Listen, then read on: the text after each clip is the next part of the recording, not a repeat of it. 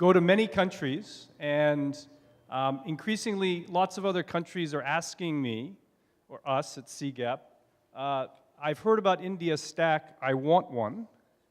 And then the next question they say very quietly, what is it? And I'm in the position of being able to describe it in some very broad terms, but perhaps I'm like many of the people in the room, which is that I know just enough, as we say sometimes, to be dangerous. So what we're going to try and do in this session is first try and dig a little bit deeper, because I'm sure many of the people in the room have already heard something about IndiaStack and perhaps understand it quite well. But we have some people up here on the stage who you've just been introduced to, who both are helping to build IndiaStack and pieces of it and understand quite deeply what's involved. But we also have 3 or 4 perspectives on how we might begin to use IndiaStack, which of course is the more important question. What can we do with this new toy that we have here in India that might make financial inclusion much more exciting and possible? Before I get started, or we get started on the session, just a quick outline of what we might try and do. I think we have till 10:45, I heard. So that's about an hour and 15 minutes. What we'll do first is ask each of the panelists a question that we've sort of preset with them to try and get a perspective on this. And this is really to go at the question, what is this stack, and to get a little bit below some of the headlines. And then the second is really, how might we begin to use it, or how are people already beginning to use it? So to get at those 2 questions. As we get through the panelists, I think we'll then pause, have some further discussion, and then open it up to the floor. So that's the broader structure here. But before we get started, just a quick show of hands. I've got a series of questions just so our panels have a sense of the level of interest and understanding on the floor. So first question, who's ever used a ride-hailing service like Uber, or who's used? I think everybody, all the panelists have used, I hope, yes? Okay, all right. So you've used a stack, right? In Uber, you've got a map, you've got a payment function, there's some way to identify you, and somebody's figured out a business to put those pieces together into a seamless experience for us as the consumer. So that's a kind of a stack, right? I'm sure I'm not getting all the technical details correct. There's probably other pieces in there. But that conveys to you, Uber is not building the map function itself. It's not building the payment service itself. It's connecting through a series of APIs with those other services in order to provide you, as the consumer, a more seamless experience. So let's talk a little bit about your experience with IndiaStack so far. Maybe I'll ask this. Who has an Aadhaar number? Okay, so we see a significant majority in the room. That's pretty good. Who? Well, we'll leave the non-residents out. I'm a non-resident, so if I was a resident, I would have one. But second question: who's opened an account remotely using eKYC and their Aadhaar and their biometrics? Show of hands.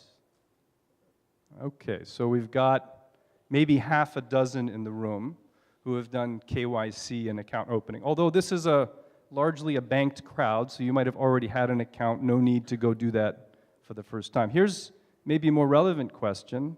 How many people have downloaded a bank app and plugged into the new UPI interface? Show of hands. Okay, much bigger number who've used UPI. That's because this is probably already a largely banked crowd, so you're connecting your existing account into the app and the UPI. So 2 other questions. How many people have a DigiLocker? New service. You said have. Have. Or will have. Or have but not used. Okay, it's an important distinction. Have one and in theory could use it. And how many people have used the e-sign service to offer some legal consent to a document or to a process? Okay, so there's a show of 2 or 3 hands. So very high UPI use. high Aadhaar enrollment, less, but that would be what we would expect, right? Because the DigiLocker and the eKYC, or the e-sign are relatively newer services, as is the consent piece. Okay, so before we get going, I went very quickly to the ISpirt website this morning just to double check that I've understood the most recent sort of description of IndiaStack. And Sahil, it says that it's presenceless, paperless, cashless, and there's a consent layer. So these are the 4 particular layers. But how would you describe IndiaStack from the perspective of somebody who's in ISpirt, whose job it is to help build and promote this service, and who owns and sort of manages this whole process? Right. Excuse me. Thanks, Greg. Thanks for having me. So I guess the best way to, I mean, Greg's already run through the various layers of the stack, but I always find it helpful to describe the India stack in the context of a use case. Because when you say it's a series of application layers built on top of Aadhaar for presenceless, paperless, cashless transactions, it sounds great, but doesn't really give you a flavor of what or how it can be used. And since this is a inclusive finance summit, I think it's particularly germane to talk about the India stack in the context of a financial service and in the context of, let's say, a loan. So I always begin by asking, what is the physical process or the physical analog of getting a loan, right? You first go to a bank and you fill out a form, you sign that form, you provide supporting documents, and you submit it to the bank. Bank then does its process of evaluating you and your eligibility for that loan. And then if you are approved for the loan, then you get the money disbursed into your account. Right? Now, the India stack equivalent, the way it looks in the India stack world, is the first part, which is going there, filling out a form, is essentially made presenceless. In the sense, eKYC is one layer of the India stack, where you provide your Aadhaar number and a second factor of authentication. That could be your biometric, it could be an OTP. There are several mechanisms for it. And then what happens is the KYC service provider, or the KUA, KYC user agency, liaises with Aadhaar servers and pulls your data on your name, your address, your gender, your date of birth, and your photograph, and essentially fills out that form. Now, what's cool about the way it fills out the form is that it's immediately recognized as sufficient proof of ID and proof of address. So while in a bank, after filling out the form and attaching a photograph, you would have to provide your driving license or some proof of address like your passport or something like that in order to have it kind of be valid KYC. eKYC, just by the process of putting in your Aadhaar number and putting in your second factor of authentication, is considered they both get the data and it is verified to be valid KYC. So that's the first layer. And that essentially can be done presenceless. You don't even have to be at the bank if you do an OTP process, right? So that's the first layer.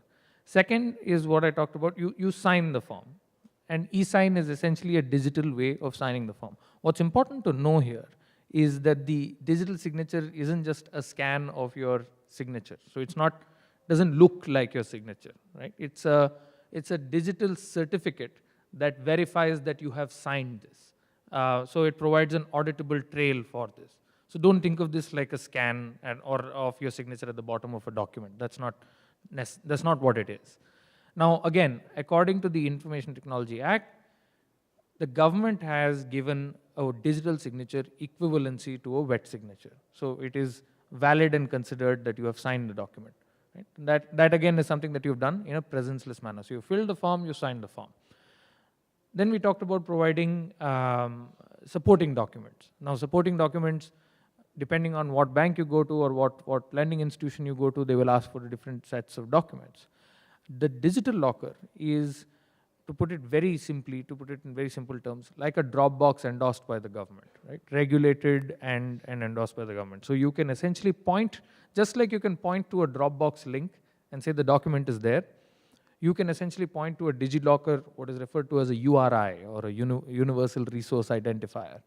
where it essentially pulls the document from the issuing authority. So if they've asked for a driving license, then it goes to the DigiLocker from your DigiLocker to the DigiLocker of the motor vehicles department, and then you essentially get the driver's license. Similarly, it can be done for private documents such as salary slips and all kinds of marks cards issued by your school, your health records. Imagine any kind of record keeping, from land to health to education records to any other kind of your career related documents. All of that can be essentially called at the time of application and attested and attached along with your application for consideration. And it's all in digital format. Finally, if you get approved for a loan, you get paid, right? One of the ways that digital payments that can occur, the latest one, the newest one, and the one that is possibly the most advanced mode of peer-to-peer payments in the world, is something called the UPI, or the Unified Payments Interface. And what it essentially does is that it obviates the need for entering all your bank account details, your bank account number, your IFSC code, adding a payee, this whole cumbersome process that you and I sometimes go through to make an NEFT payment is vastly simplified by UPI. Dilip's team at NPCI essentially owns and runs that particular layer. So this in total is the IndiaStack. You've now filled the form, signed the form, provided documents, and gotten paid. And now on top of these, all of these layers are designed to be public good, in the sense that they are owned or operated by government-regulated entities. So eKYC is under the ambit of Aadhaar, and Aadhaar and the Unique Identification Authority of India, essentially through agencies called KYC user agencies, allows other developers to call the eKYC API and carry out this particular verified form filling, so to speak, for lack of a better, simpler term. So that's who owns the eKYC layer. The eSign layer is kind of owned, but essentially regulated and operated by what's known as the CCA, the controller of, I forget the second year. Correct. Certifying authority, correct. It has essentially three eSign service providers, and they are currently eMudra, Encode, and CDAC. So these are the three entities that you can liaise with to get access to the eSign API. DigiLocker is in the final stages of being finalized in the commercial models, and we expect a few DigiLocker service providers to be certified by the DigiLocker Regulatory Authority, which will be under the Ministry of Electronics and IT. So that's who owns that layer. And NPCI owns and operates the UPI layer. So I leave that elaboration to Dilip. This in total is the IndiaStack, and applications for all kinds of sectors. Financial inclusion, I think, will be a prime beneficiary of the stack, but I think it's something that can benefit pretty much every sector, because it brings the cost of onboarding and servicing a customer down by sometimes at least one order of magnitude, sometimes 2 orders of magnitude. So 10 to 100 times cheaper to onboard and service a customer because of the IndiaStack. And we'll discuss that in further detail, but that's the stack. Great, I think we have a very useful description through a use case, and also explaining how the different layers have been built by different parts of the government and of course NPCI as a I don't know how Dilip would say, but as part of the government, or it's its own independent private entity. But Dilip, that's you first started to engage with Aadhaar perhaps 2009, 10, 2009, right away. So as Aadhaar was starting. We did one presentation in March 2010 to Governor, falling out of the IMG report, Interministerial Group report, to use, and Aadhaar Mapper was the origination of that. In that same meeting, Krishnan, if you remember, we explained the interoperable cash out using Aadhaar, right? Because the whole financial inclusion technology was a smart card based technology. Every bank has to spend 200 rupees. And even the BC, the two BCs of the same bank were not interoperable, right? So the customer could not go to the other BC of the same bank, right? Even if it's displaying the board of, say, Union Bank of India, right? So I think that's the origination of all this innovation which is happening back in the country, and definitely government has been in the forefront of all the innovation. They are driving innovation, supporting innovation on the field.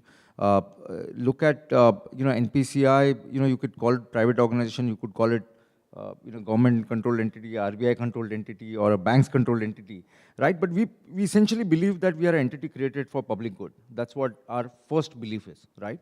So it's a Section 25, now revised Section 8 company, right? So not-for-profit company.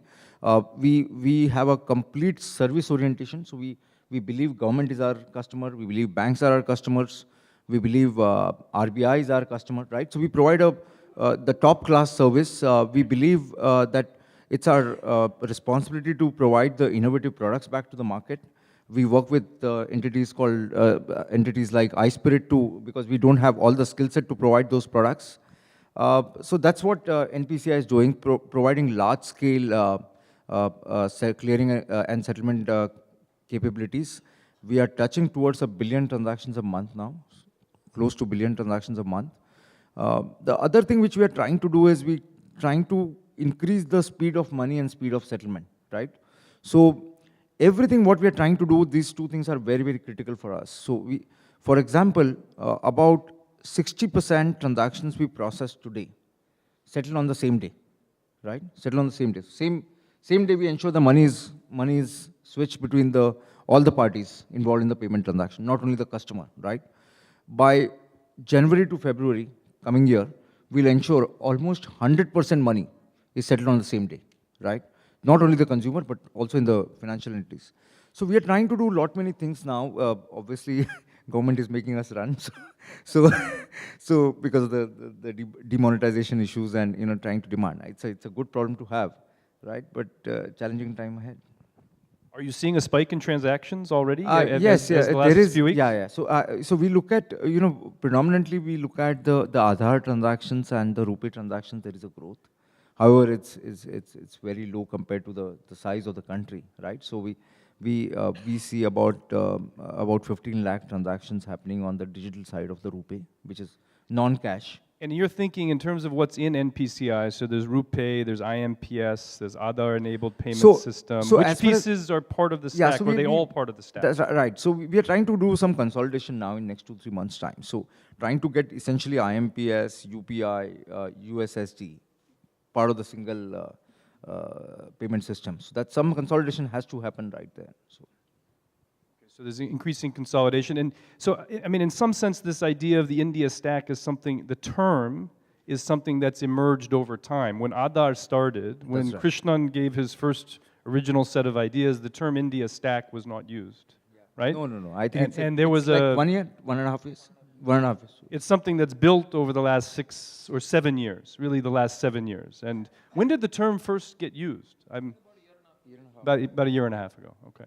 So it's again, I think it underscores this sense that there are different pieces of the infrastructure, different parties have contributed different pieces, and so there's a layer to it. We'll come a little bit later to some broader sets and pieces of the use case. But this is the question a lot of other countries are having, is like, how can I get one, and where do I buy one? It's not so easy. I mean, India came to this over a course of, NPCI is not such an old organization. What, it's 10 years old or 8 years old? No, exactly completing 7 years now. Completing 7 years. So it came in at the same time as Aadhaar, so there's just been this confluence of some really important institutions at the center of all of this. And it's not something you can invent overnight, but 6-7 years to have all of this is quite quick. Okay, so I think we have a broader sense of what the IndiaStack is, although there'll be a question and answer session and people will have a chance to ask more. I'm going to turn now to Peeyush at the DBT mission. And of course, a lot of the early use cases for Aadhaar and digital payments were around the direct benefit transfer ideas in India. But now this DBT mission has been formed since 2013. We'd love to hear more from that perspective, how the IndiaStack and all its various pieces are beginning to be thought about or are beginning to actually be used in the direct benefit transfer piece at the center. Well, thank you, Greg. First of all, it's a quite interesting panel and the format of discussion, especially in a time when we are today talking about it. It's all very exciting, area and very exciting times to be talking about financial inclusion, IndiaStack, and a lot of these developments. Essentially, as you were saying, that many countries, when we talk about the Indian experience, IndiaStack, and how that last 7 years effort of many things came together to bring it to this historic moment for us in India. But we realized this quite early in 2008-9 when we were looking at UID and Aadhaar and the formulation of many of these things. We realized that, and especially in January 2013 when DBT mission was first started, by which time Aadhaar was almost halfway mark, and the realization was coming in that in India we are witnessing these three great revolutions which have been which are now known as the JAM, the financial inclusion, the Jan Dhan, and the Aadhaar, the digital identity system, and the mobile revolution. Now, mobile itself, in the early part of, I would say, end of the previous century, that is 1998 to 2008, 10 years revolution, where mobile, really percolated down. And in some sense, in the telecommunications, India leapfrogged because there was no line telephony, and we leapfrogged into this thing. So by 2008, when we were looking at it, by that time, this M was already firmly in picture. The government then in 2006 itself was talking of financial inclusion. So in some sense, in the various state level and district level bankers meet and all, we were discussing how do we take the banks to the doorstep. So in some sense, financial inclusion in terms of the banking correspondence and some of these ideas were just started to come in. Of course, it was in 2014 when this government started with Jan Dhan Yojana, where it took it as a campaign mode, and almost 250 million accounts today to start with. In a few months, 100 million accounts were opened. So all these three revolutions which were taking up in some sense came together, and one of the first usage of that was the DBT, where direct benefit transfer. It was realized that using these technologies, government can now deliver services, especially the financial part of the services, directly to people. So in that sense, the DBT came in, and there was a nuanced approach of calibrating based on the development. Today, we have DBT across the board, all the services, not only now the financial, but also services in kind, where, for example, we can use the digital identity to identify the person correctly. For example, the public distribution system, we are not looking at substituting that by a cash transfer. So it is not a conditional cash transfer, but we are looking at deduplicating by using the digital identity. So it is, in a sense, a DBT in kind that has been now conceived of. So today we are talking of all government services. DBT today includes all services to individual. So we make a distinction between individual versus community. So any service or any program, government program which is to community is not a part of DBT, but any government program or scheme which targets the individual is essentially has been brought under the ambit or under the framework of the direct benefit transfer. And it includes both the cash and the kind. And if you look at the architectural design that we have been talking about, it is quite similar to the IndiaStack concept, because you have the PFMS, which is a government finance, platform, IT system. You have the digital identity, which is the Aadhaar-based system. Then we are talking of on the open platform, the government running its own, for each scheme, there has to be an IT application, because India is a large and complex country. So we are talking about from the center to the state governments to the local governments, and there are different channels through which the scheme has to pass through. So we design an IT platform which everybody can, for each scheme there is an IT platform which the user agency can come on and digitize their database, and then the delivery of service can take place. So we are really talking of this 500. Today we are identifying about 500 schemes. So 500 platform where where each program is run and the identification is done through the UID and through the financial service integration. And so a kind of a IndiaStack ecosystem, the APIs based approach. So in India, then in that sense, both in the private application and the government application, we've really moved quite far, because these developments we realized were coming in time, and government was at the from leading from the forefront for a change, and therefore a lot of these exciting developments are taking place. DBT is the for the government programs and services is the key thing which is being at the highest level monitored, and government is very, very particular to take it forward. Similar is the case with financial services and other services which are getting integrated. Now we have Aadhaar Act, which defines a consent mechanism, and then the larger services that can be rolled out. So all of those also we are trying to put together. So many exciting things happening. So it sounds like we need the next session to be on DBT stack. Yeah. So the parallel stack for DBT. Just a quick question: how much of that is now being done at the center versus the province level? If you were to, in terms of many of the programs are managed at the provincial level. Some are managed at the center. What's the rough percentage? Those 500 programs, where are they? Center, provincial? If you see, actually, again, it's in a federal setup. Ultimately, whatever the central government runs has to go through the provisional setup to the people, because center cannot directly administer, except for the centrally controlled territories like the union territories. The UTs are very small examples where government of India directly has it. Otherwise, even the government of India or the central government program also has to run through the provisional governments to the state or to the field. Now, the 500 that we are talking about is about, I would say 30% is where directly, entirely it is being spent by the central government. 70% is where central government is contributing along with the state governments. But there is a much larger domain where only provisional governments are doing. That I have not included. So when I talk about 500, we talk of the schemes which central government through and in partnership with the provincial governments are doing. And we estimate that nearly about another 10 times of that is a number which is there in different provincial levels. So what we have done is the strategy that we have taken is that we have constituted DBT cell in each of the provincial governments, in the state governments. Then in the government of India ministries also we have constituted DBT cells. So they are to trigger this, prepare a platform where they can aggregate, and many of these programs can be rolled out. That's how we are looking at it. And 500 is the central government part of it. Okay. All right, 500 only in the central government. So Krishnan, it was good to be reminded by Dilip of that report that you wrote back in 2009, 2008, 2009, and some of the original concepts around interoperability and sort of the mobile and all those pieces were there. Very interesting. Today you are working at the Center for Digital Finance, CDFI, and I guess the question: how is IndiaStack beginning to get used around innovations involving financial services and direct benefits? I mean, Peeyush has started, but tell us, coming out from the government, moving out into this new entity at CDFI, how are you beginning to attack some of the remaining barriers and taking advantage of IndiaStack?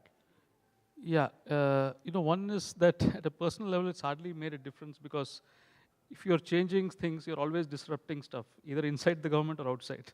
So all those doing inside the government, we know inside also we are always trying to change and disrupt stuff. No, but is that an official position? Is that an official position? You're supposed to be disrupting stuff from inside government?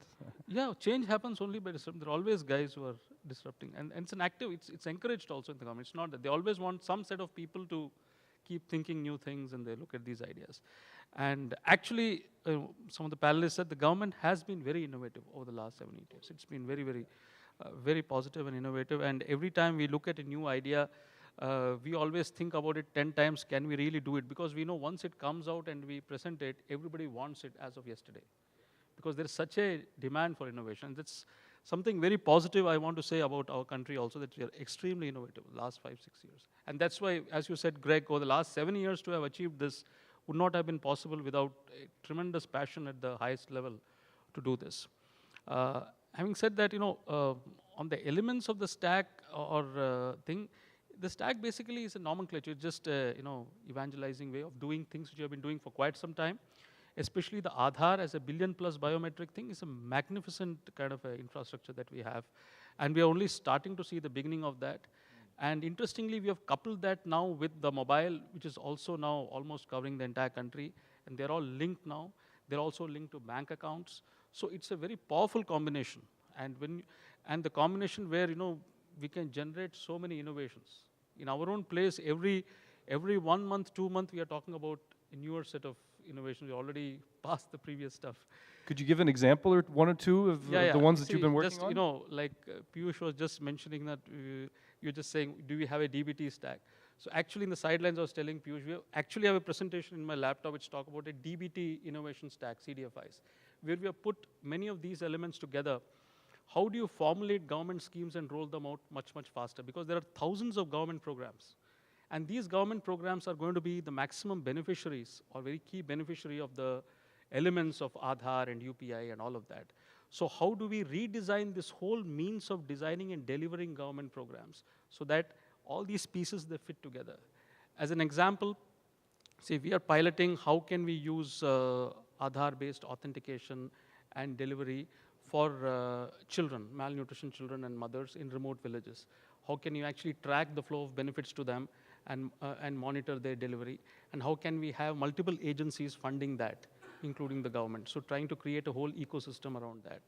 Another place we are trying to see how the same set of tools, including the benefit transfer mechanisms of NPCI coupled with the Aadhaar infrastructure, can be used to treat TB patients. How can we do that? So that's again a pilot which we are going to roll out in another month or so, and that will be completely replicable across the health and other domains. Then we are working on a farmers a financial inclusion pack for the farmers, where all these elements, eKYC, Aadhaar, are all getting, they're now getting developed, and they'll be kind of piloted another couple of months from now.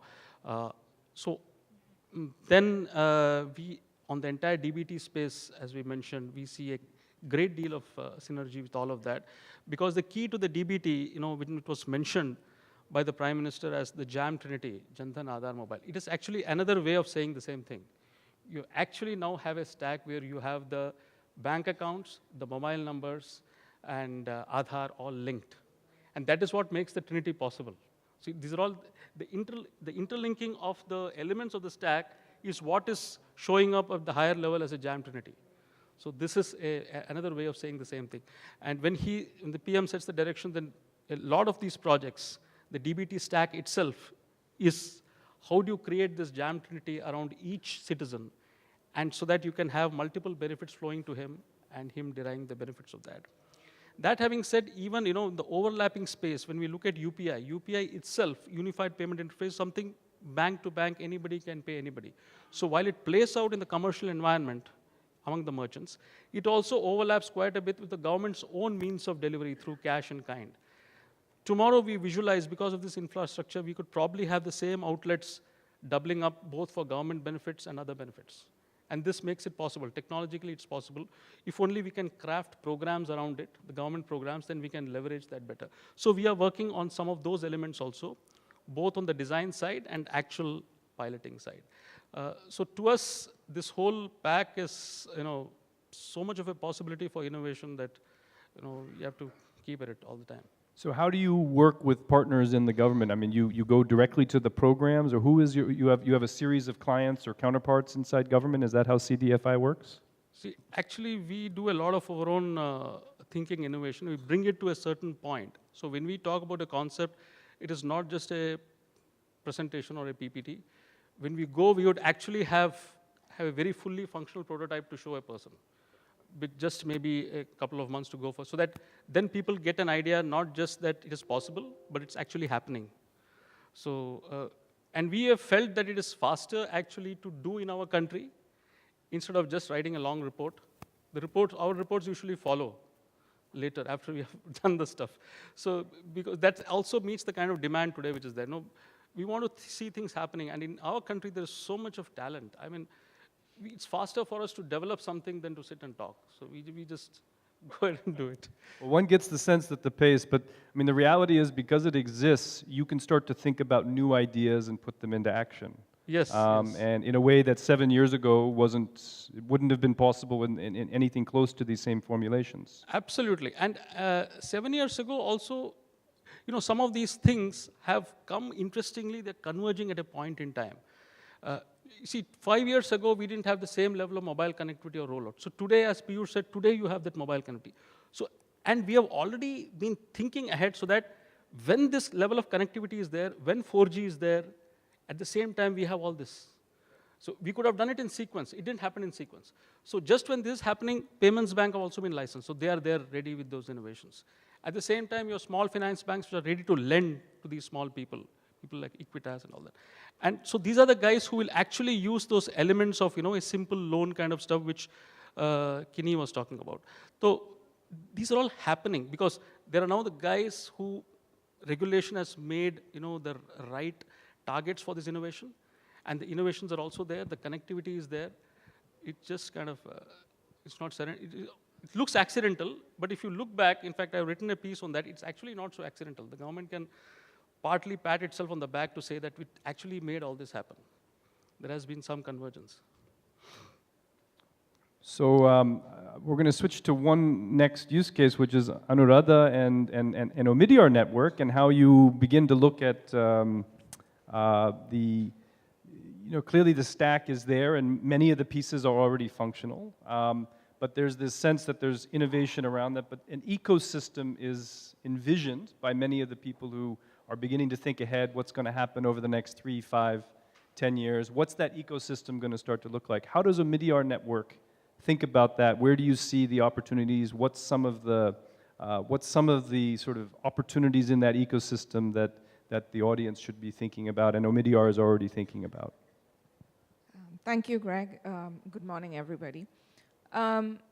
Just to take away, I would like to start with echoing what practically everybody else on the panel's already said, that this is a huge time of innovation, large-scale innovation, many factors coming together, which makes actually the innovation relevant to a large section of people as well, in a way that actually is interoperable.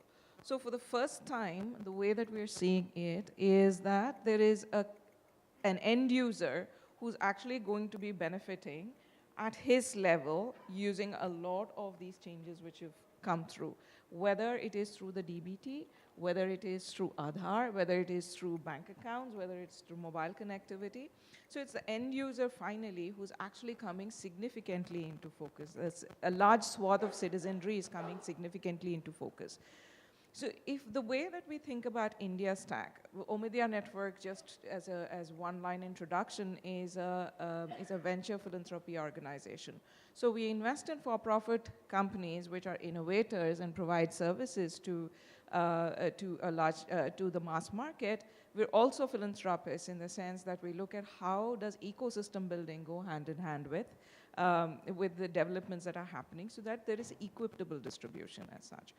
So if you think of the way that, we are, while most of the language around IndiaStack has been about the presence-less, paperless, cashless transaction part of it, some of the key elements of it are much more than that, right? To very simplify, what is presence-less? It just says that who am I? Is a question which is validated and arriving to you, right? It's a very simple question, but there is so much of infrastructure which is just built around that simple question. Right now, this is simplified infrastructure which comes to you in a way, the presence-less part of it comes to you in a way which is useful to the customer, right? Now, till now, the customer was taking a Xerox of your Aadhaar card and going and showing it out there, or any kind of identity proof. But for the first time, it's like it's a self-populating document, which is already validated, and therefore it is useful to the consumer to actually be a part of that. Right? So the innovation actually first time begins to focus on the consumer. The second part of it is there's huge amount of interoperability which is being brought through, and an open network, right? So that's what UPI actually promotes, which is, so you don't have to think about how do I build for a use case within my limited set and then build my closed loops. So if you go to a merchant today, you can pay with multiple instruments, right? Whether it is a card, whether it is whether it is a mobile payment transaction, or whether it is cash, the merchant accepts differently. Now suddenly, like, if I have to pay a Paytm, using my Paytm, if I have to be only a Paytm user and it's only a wallet-to-wallet transaction, it becomes very difficult for the guy to administer. There'll be multiple wallets, there'll be multiple cards, there are multiple environments, and it's very confusing to a small merchant to use that. So in the context of the use case of a merchant, acceptance becomes easy. From the perspective of payment, right, it becomes easy. Now I don't have to think I have to go to a merchant who will only accept my kind of payment instrument. So in that context, it makes life very easy for people, and the interoperability, again, puts the focus back on the consumer. The third part of it is about the consent layer, right? So far, it is all about, like, all these documents exist, I'm required to share it. Now suddenly it is, I have control of seeing how people are using this documentation, where is it going? Now, I provide access to a lot of this kind of infrastructure. So again, the focus is shifting back to the consumer. So in this context, what is becoming hugely important is how do any of these services actually relate to the consumer layer? And that's where we see the maximum amount of innovation, which will benefit end users, right? So he was talking about a loan application, how it self-populates and so on and so forth. So great, well, it's cool, right? So a loan application self-populates, you get it signed, everything gets done presenceless, paperless, cashless. So what? I mean, we are used to it. But to enable a loan, which can happen, you can disburse a loan in the morning and collect it back in the evening, cannot happen at this point in time because your infrastructure processes do not allow it to happen. Now you can start designing products which are much more in that use case. So the innovation part of it that we are seeing around this is extraordinarily significant. However, just to be candid, everything always flows in terms of phases, right? At this point in time, there are various phases of evolution of each of these elements of the stack. So while eSign has been around for a while, it's now because of GSTN that eSign becomes relevant to a large amount of the SME population, right? So in that context, there will be people who are just building out how to use your eSign and what use cases. So there will be a tax filing eSign which is actually being used. There will be people who will use eSign specifically for filing director documents with the registrar of companies and so on and so forth. So specific, very focused use cases for which the first layer is to roll out the infrastructure, and in the context of use cases, you kind of like build on top, you keep on building. So it is only efficiency which comes into play in the first phase. It's in the second phase which we are really very excited about, where multiple elements can flow together, right? Nobody is only thinking of, I'm going to use this for eKYC, which is efficiency. So once you pass that and the efficiency is already built in and the technology is in place for a large amount of people, then you start seeing serious innovations around products and services that get delivered.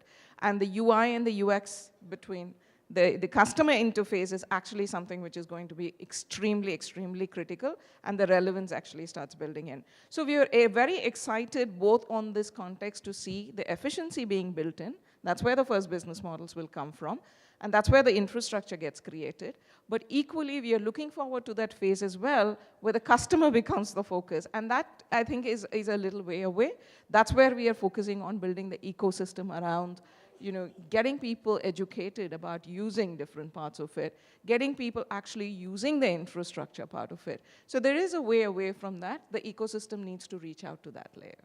So that ecosystem that you're talking about, though, includes the consumer. It includes maybe big existing players, providers. We'll go to Vasu next shortly.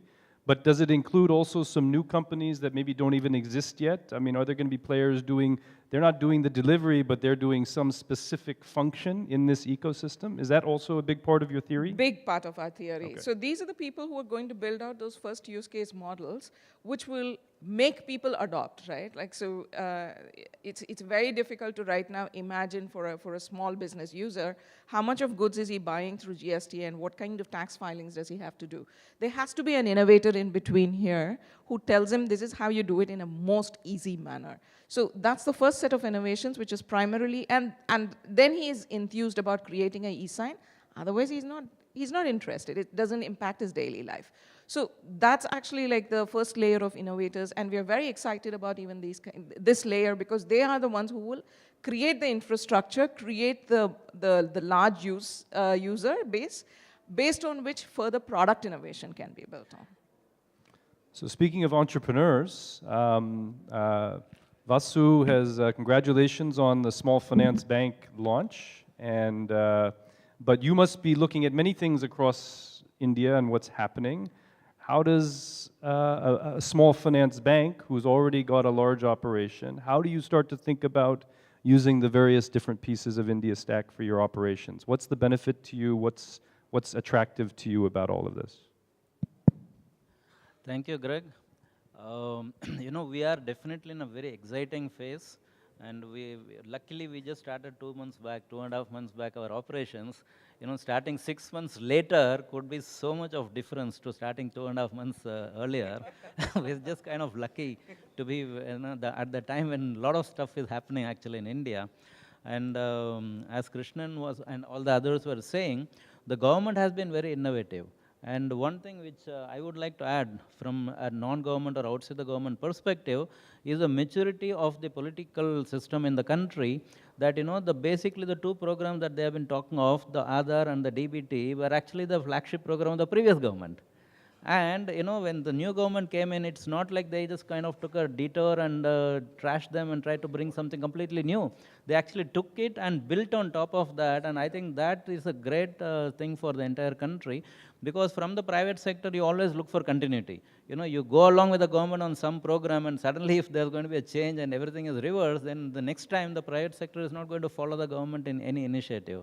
I think so. Lot of stuff has really been falling into place in the country, and that really creates a lot of excitement in the whole space. And the demonetization, whatever was the intended impact or not on the less cash economy, it's really having that impact now. Whatever might have been the original objective, it's clearly having that that objective is being met now. From our side, we did start our operations 2.5 months back, but luckily for us, the fact is that we just started, so all our IT systems are, probably better or as good or better than most of the other banks, because our entire IT architecture is designed on today's, conditions. And that really enables us to speed to market on many things that we want to do. Our speed to market is very different what might have been otherwise. We have done a survey just to understand this whole global concept of digital financial inclusion. So we went to a town called Chengalpet, which is a suburb of Chennai. It's a small town of about 70,000 population. So we did a complete mapping of the town in respect of how payment happens there. So what we found is about 155 odd places where actually some transaction happens and money is getting exchanged. Out of that, about 10% of them had a POS machine. 90% didn't have any kind of access to digital payment acceptance. When we asked them, more than 60% of the remaining were actually keen. They said, if you give me right now, I'll take it. Right? One is, of course, the pressure of not having enough currency in the market. That is clearly there. And then the second is a huge amount of awareness created by so much of government publication and publicity that's been happening now. So 60% said, if you give it to me right now, I'll take it. And so we have put a project team in place with an object that, maybe in a month from today, that entire town should be completely cash. It's not even less cash. We are saying actually it's a small town. So we are saying that in a month from today, it should be completely made cashless. And so the project team is working on the ground there, trying to do all the things. So while all this is exciting, definitely the toll gates, for example, we are again working on that in terms of how to bring out the tag so that people don't stand in queue for paying the tolls. So a lot of areas where we are working on that. I'm sure a lot of other banks are also anyway working on that. And the whole interoperability makes it very easy, because then everybody doesn't have to create from scratch. While all this is very good, I think one thing which is not being heard loudly enough or sufficiently enough is the cost of these transactions. The fact that in a country with approximately about 100 million commercial establishments, of various types, from the biggest of the big bazaars to the smallest of the pawn shops, there are about 100 million shops in India, for which there is about approximately less than 2 million POS machines. So you're talking of a POS machine which covers less than 2% of the entire establishments where some transaction happens. And that 98% not being serviced and only 2% serviced over the last 15 years when the debit cards and credit cards have been in existence in India. So that there has to be some underlying reason for that. One is lack of knowledge maybe, lack of awareness, lack of need, all that is definitely a given. But there is, I think, one more reason, which is the cost.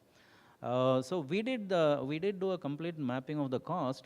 For example, if we give a POS machine or we give a QR code to a merchant and allow him to start accepting a digital transaction, then typically he has to pay a commission, what is called as MDR, of 0.7% because of the transaction being very low. So if you do a 100 rupee transaction, he pays 0.7%, which is 70 paise. Out of that 70, he pays it to me because I am the acquiring bank. Out of 70 paise, I have to pay 60 paise to NPCI.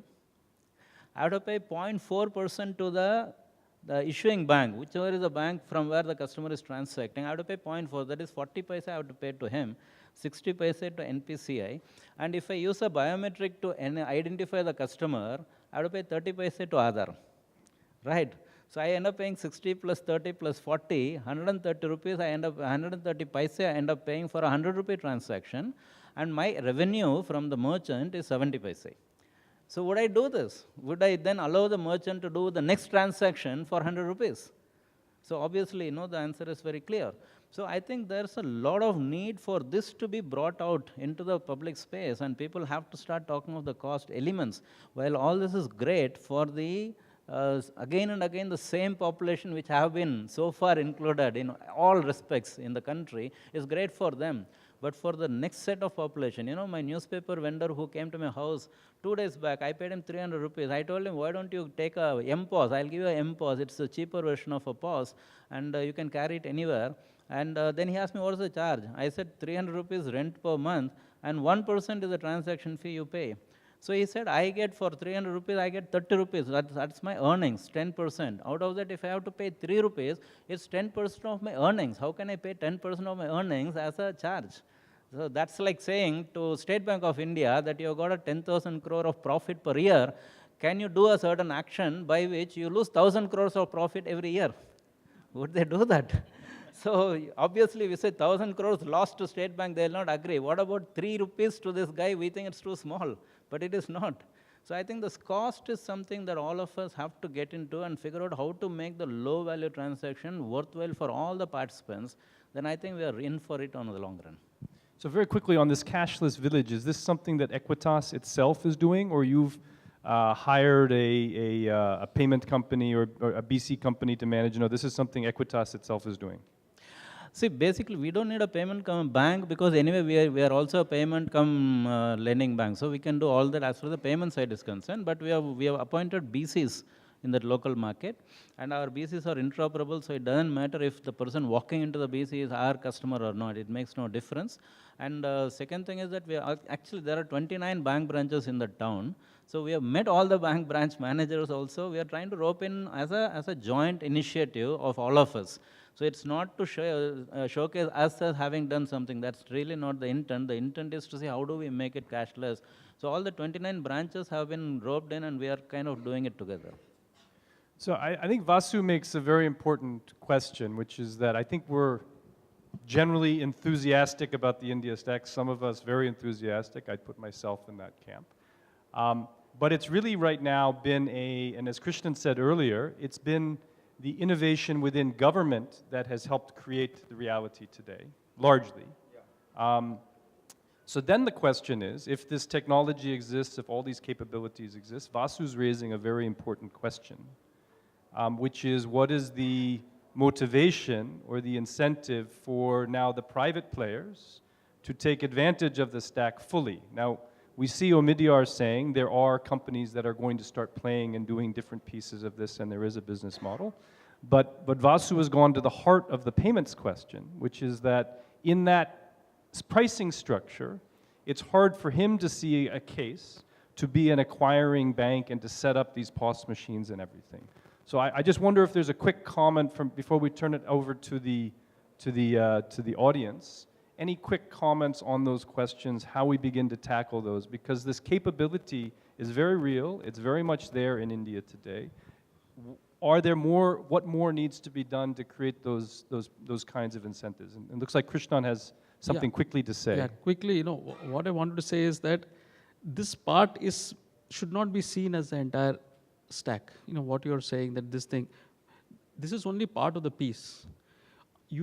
Around these payments, you have to build much more powerful use cases from which you will derive the value for driving this. Okay, the value for this is much more than that.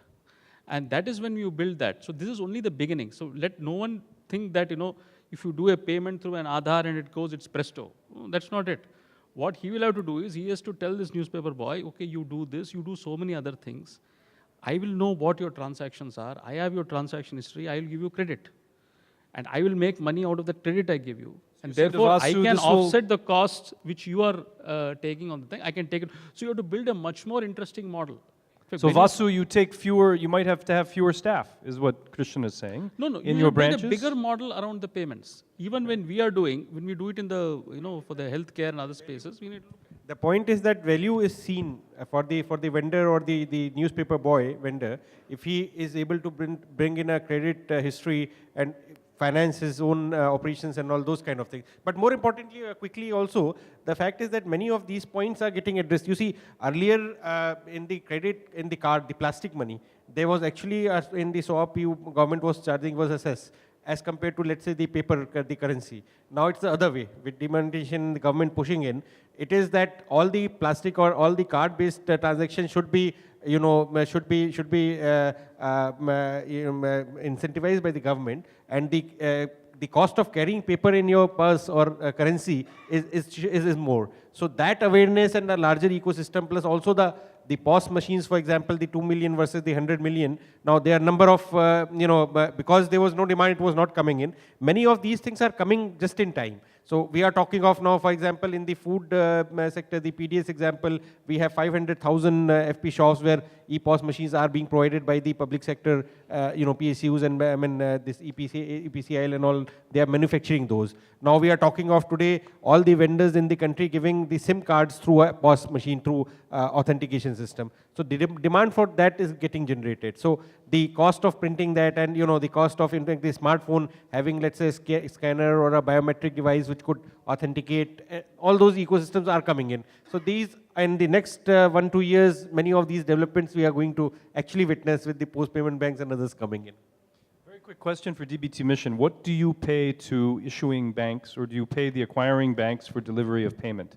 We actually pay a DBT commission to the NPCI, which is shared between the origin bank and the destination bank, and also there is a commission which we pay for the door mile delivery, the BC. There's a government charge that is given to the door delivery up to 10 rupees. There's a model for every transaction that we do, but there's a DBT commission that we pay. Okay, so we have an incentive provided by NPCI and the DBT Mission for delivery of these payments. Sahil. Look, I think, pricing is one of the issues, but I think it's important that we recognize that while there is a lot of enthusiasm around the IndiaStack and we are doing a lot of innovative work, there are many connecting layers that still need to, pricing is one of them. So let's talk, to actually use the IndiaStack, you need to have a bank account or a Jan Dhan account, an Aadhaar number and a mobile number. And your bank account and your mobile number definitely need to be linked, because a lot of these transactions around UPI is contingent on these two being linked. That means basically most people need to have a mobile phone to begin with. Now in India, we are, one of our largest lacunae is the gender gap in mobile phone and smartphone ownership. Massive gap. I mean, even among the adults, I think the gap is like 60% or something like that. I think 70% of the men have it and like 10 or 15% of the women have it. So true inclusiveness means that getting all of them a smartphone and a mobile phone number and a connection that they can use independently to take care of their families. It also means linking of the mobile phone and the bank account and making sure they all have bank accounts. It also means on top of that to make sure that we get the pricing right, so that the acquiring banks have incentive to vastly increase this base from 2 million to whatever. And 2 million again is a generous number because it does not account for the multiple terminalization of large merchants. So that number is probably going to be much smaller as well. Also, when you look at these costs, people say driving, what are you comparing it against? So you also have to say today cash costs. Cash is not free. Somehow the government is subsidizing cash. If the government switches its focus from subsidizing cash to subsidizing cash less, this is actually cheaper than that. So there needs to be incentive structures that need to be aligned. All of this needs to come together. And the elements are there. What's gotten us all excited is that finally that all the pieces exist. The pieces need to be put together and made to work as a whole. That part. Government giving these smartphones or these lights, so that changes the, when you have a provisional government distributing to all the students, let's say a tablet or a smartphone to all the women groups. So that changes the dynamics. So many of these things actually will be are coming. Just to add to one more comment on that part of it, like we're imagining a static universe at this point in time, that it would be the POS or those technologies are already rapidly being replaced by wallets by themselves, right? So there isn't, that's the whole thing about digitization and the Moore's law working in there, which rapidly brings down costs of transaction as the velocity and the volume starts flowing. The second part of it is, as Krishnan was mentioning, that the data part of it. Right now, all of us are working on anecdotes. All of us are working on proxies, right? The cost of proxy is actually extremely high, isn't it? So in that context, I don't know anything about this person. He transacts in cash. Based on the fact that he's paying his electricity bills on time, I'm assuming that he's a good credit-worthy person, right? And because of this, I can lend to him, but I'm lending to him at 26% or so. So the point is that, that 26%, if it needs to get replaced by 12%, there needs to be a data trail as well. So in some way, the household financing will get managed. But I also do agree with what Sahil is saying is that that's why the user becomes that much more important. Think of the use cases, the right kind of products, and then put them in the center of it. Then when you build your product around a household, it becomes much more easy to adopt, and people use it regularly. Otherwise, we're always talking about 30% redundancy, 30% use cases, and the remaining being redundant accounts, right? So in that context, drive usage, drive adoption, for which, the initial pain of cost is there. Nobody is denying it, but over a period of time, it'll come down. So I think we all recognize that there are gaps and challenges to making it work for everybody in financial inclusion, but that it actually is something that is in motion. There's momentum. It's not a static picture. The penetration of smartphones, where we are 5 years from now, very, very hard to say. Maybe it's very fast adoption. Maybe there's huge data uptake. Maybe the cost structure, Vasu, is entirely different 3 years from now. So you take your cost structure today, and you put yourself in a different environment 2-3 years as momentum continues, and you're in a very different situation. So we have about 10 minutes left, and I wonder if there are any questions for our audience, and I'd really request, so there are some microphones, I think, there. If you don't mind going up and getting in line behind the microphones, and just saying who you are, and a quick question, and if it's directed at one person, please let that panelist know. Sure. Hi, my name is Vijay Balakrishnan. I'm the Chief Marketing Officer at Ujjivan. My question is, while technology is making its march, are there concerns on security? The point Mr. Vasudevan made about POS and the outreach issues of that. Now, already there's been an issue of a mobile POS which was introduced and which has been withdrawn. And given that the larger targeting of these products are going to be segments which are digitally dark, right? What are the security challenges when this gets massified? Do you see challenges coming up? And this is, to Sahil or Krishnan, any one of them can answer. Thank you. So maybe we take one more question before we go to the panels, yeah? Okay, to some extent, my name is Pradyumna, I work for R2. So to some extent, this question is connected to the question that the person at Ujjivan raised. Since it's going to be so ubiquitous and it's going to touch pretty much everyone in the coming years, we in India have a very relatively weak privacy law. How does legislation and regulation think about privacy and personal information of individuals? Thank you. Both, I think, very pertinent questions and obviously related.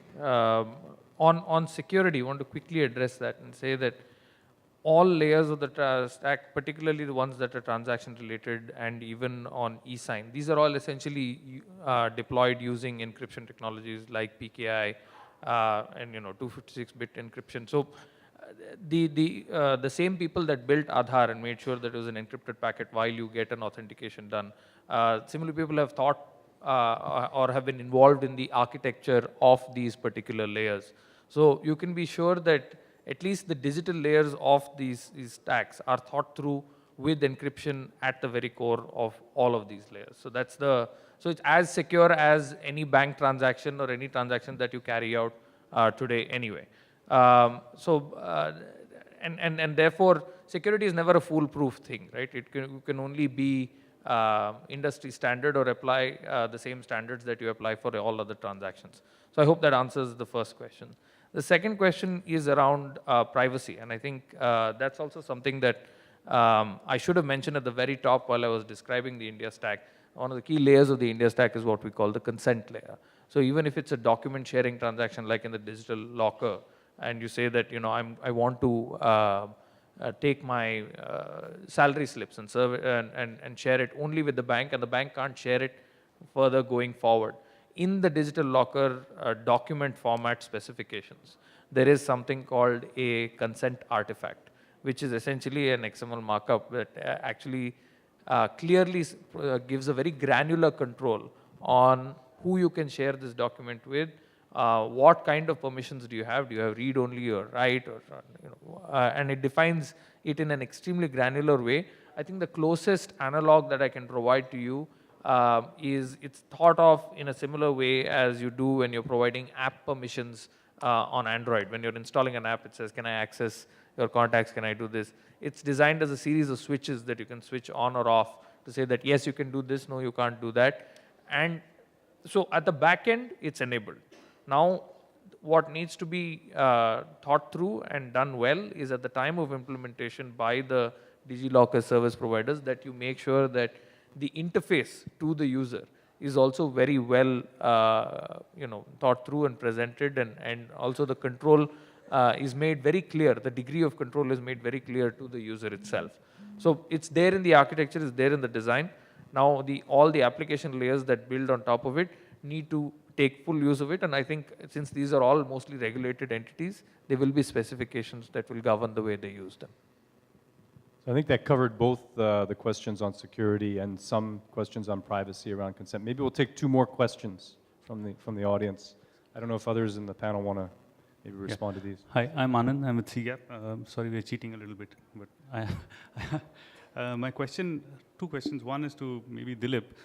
In a time when we are looking at technologies like blockchain distributing trust rather than aggregating trust and centralizing it, NPCI is an example of completely the opposite. And there are both risks from it, as well as there's unprovenness of maybe to a certain extent the blockchain technology. Are you looking at that at all in terms of creating some kind of distribution of the architecture? That's one. Sorry, I have just one more point, which is on the pricing. I've just done some back of the envelope calculation, and based on data from the RBI, banks earned about 12 billion rupees last year from the 1% on debit card transactions, only debit card, mind you, not credit card. They spent 30 billion on cash at ATM. So that's about an 18 billion deficit on cashing out versus earning income from POS transactions. And if we assume that people do 2 cash transactions a day, and they're willing to pay 15 rupees per month to do up to 100 transactions a month, then the revenue is about 90 billion rupees. So I'm not able to understand what the issue is with respect to pricing, and is, I think the government has of course bulldozed its way and said we are just going to pay 10 rupees, and the banks don't have a choice. Is there a consumer forum? Maybe people like Omidyar should help in being able to put this out there and say, this is the number, this is what you're missing. So myself is Narendra. I'm from TruePay. We enable UPI for masses. So I have a question for the Krishna, because he was talking about the kind of data analytics we can do. So your Aadhaar is a product of masses, right? If you talk about the masses, if you talk about the general thing, they do not understand these kind of analytics. So is it possible, and my question is also to Dilip, is it possible that we can have a limit of, let's say, 2,000 rupees digital transaction free of cost, and we can always subsidize it from a higher rate? Because end of the day, a vendor who is just earning 30 rupees does not understand these kind of languages. So the simple thing is what we already calculated in detail, various calculations in our website also, and Anand also pointed out, cash costs, cash is not free. And therefore, when we look at the pricing, we have to look at cash versus the cashless, and cashless will be cheaper. It is. Because now only point is one is subsidized, the other is charged. We have to flip it around actually. We have to make one charge and other subsidized. Or at least in the interim, at least make them on level playing field. I mean, if you reflect the costs on cash and cashless, automatically you will be able to bear all these cashless transactions. So my only suggestion is, because we have been interacting with a lot of people, the only thing is, if you really want to make an impact, you have to read the psyche of the people also. And the psyche of the general masses who's a maid does not understand these kind of things. He only needs the, मेरे को 10 रुपया मिला तो 10 रुपया मिलना चाहिए. So it's a suggestion. I mean, the pain can not. We are saying 10 rupiya hi milega. And there is enough cost, this thing on that to actually subsidize that. I mean, make 10 rupees, because you're going to save so much. No, I did not suggest that the transaction should be free. I just want to clarify. No, there is a business model. People will be willing to pay a small fee. It's just a question of how many people are willing to pay that small fee. So I think there has to be some revenue in the ecosystem, otherwise people can't build the infrastructure. I think that's very clear to everybody. However, one point which Vasu made, it's very important that, our current pricing models, every end-to-end pricing model, it's not really designed for the low-ticket pricing, and I think we have been debating about it internally as well, and soon you will see some of the improvisation in the next couple of months' time. Because when we process debit card, when we process ATM, most of the transactions which we are seeing, the average ticket size is above 500, right? So that's what we have seen in general, but below 100 is a new phenomenon starting now, so I think we have to change our stand. So I think we'll have to do some work on that particular part. Second question on the blockchain, are you asking we are worried about the blockchain? Is that the clear question? So answer is not. The question is, blockchain is distributed. No, I get it. Of course of course NPCI I know. is centralized. No, of course I know. So we are not worried about the blockchain. It's an expensive technology, so I don't know how do we really implement it for the retail payments transactions of 100 rupees and all. So I don't know. So we'll have to look at what is the cost of implementing blockchain. However, there are a couple of use cases which NPCI is looking at. And hopefully you'll see in next 3 to 4 months' time some implementation like international remittance, which has a margins to pay for the banks to build up the expensive technology, right? So we are looking at blockchain. Hopefully next 3 months' time you'll see something. I think we have time for one last question before closing out. So. Hi, I'm Karuna from State Bank Institute of Rural Development, SBI. My question is on innovation part. Aadhaar is focused on individual. Is there anything similar focused on SHGs, which can bring out much more sophisticated way of financing? One. Second, is there anything on innovation which can determine which financial intervention is causing how much of impact? So questions on impact and SHGs. Do people have any specific comments on SHGs? Yeah, I'll give that. You see, in fact, Aadhaar is an individual identity system. The strength of Aadhaar is that you capture a biometric which is unique, deduplicate against the whole data set, and the power of Aadhaar is that it liberates. It's a universal, in the ecosystem in the Indian subcontinent. Once you have it, you are the individual person. Now, much of thought and discussion has gone into the next stage, which are these SHGs and other special groups, whether they can be given an identity. What government has come up with is a concept of unique entity number. So it is called UEN, where you have, for example, companies which are incorporated in the Companies Act. You have directors' DIN number. You have various other numbers which are in vogue, including the PAN number for the entities. So now combining all this and using the Aadhaar number of the individuals in that groups and all, there is an effort to make a unique entity number. So that drive is already going on.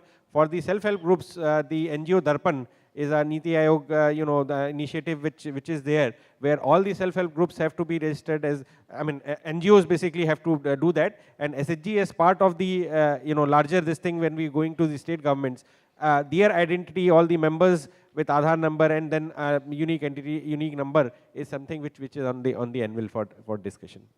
Now the impact part of it. Well, I think just to mention, maybe to do an advertisement, I think in the next technical session, there is a session on digitizing SHGs. So perhaps that's the session you might have some interest in. I would just mention quickly, there was an impact study on an evaluation of digitizing NREGA. And it's only one study, of course, but both the individual benefits and the community-wide benefits were quite positive in a with and without comparison. But of course, much more needs to be done to understand some of those things. Of course, that's ultimately the most important question about whether this, around financial inclusion, whether this delivers benefits to the citizens of India. We're all quite optimistic that it will and can. So anyway, I want to thank very thoughtful panelists for great responses and really very stimulating discussion. Thanks very much. I think we're at a close. Thank you.